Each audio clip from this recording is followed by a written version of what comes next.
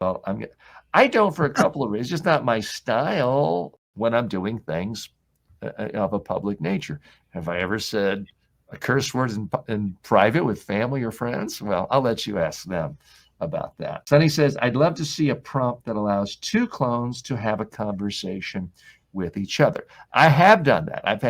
I've had two different versions of my clone interview each other, believe it or not. And at one point, I think it's on my YouTube channel, where I had my clone interviewing Socrates. I know I was interviewing a clone version of Socrates, so I don't think we're far off from that. So, David, we really appreciate your time today. I want to, again, recommend to people that if they want to improve their own copywriting, probably the best and easiest thing they can do right now is just go to speakingofwriting.com, and they can check out your website. They can get your free reports.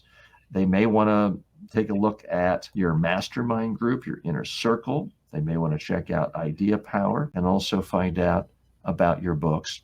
Where else do you like to interact with people and communicate with people who are interested in learning about your services and what you're all about? Oh, I'm not sure where else I would communicate with people. That's where people can get in touch with me if they want to contact me. That's where it lists the products.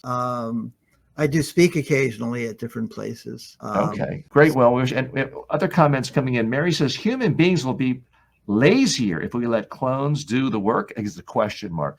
Mary, it's possible. I can tell you now that I've had a clone, I'm working more than I've ever worked, but I also feel like I'm more productive. I'm creating more courses. I've just created a course. And here's how David, you may find this interesting, but you may find it appalling. So I created an online video course on how to make a digital clone. I then copied the transcript of my lectures, fed it into ChatGPT to clean it up. Then I fed it into my TJ Walker, the text version of my clone. Then I put it in a PDF and I turned it into a book with really very little oversight from me. But it was all pulling initially from ideas I had spoken. I then had the Kindle book, the digital book, turned into a paperback. I then had the very same copy, turned it into a hardback book. It doesn't have a 100% happy ending. I had the text turned into an audio book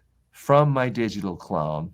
The bad news is Amazon rejected the audio clone. They are using audio clone voices, but they want you to use their audio clone voices. So yesterday I spent the whole day here in this studio recording out loud my voice. So the audible version of the book will be available in that format. So Mary, to your question, I'm working more than ever doing interesting, fun things, but I'm reaching more people. And I think it gives flexibility. But it also gives me sorry for sounding self-serving, but it also gives me flexibility in that I don't have to be in a classroom tomorrow and the next day and Friday at a university or in a training facility, because all of this stuff is digital, not just the clone, but my online courses.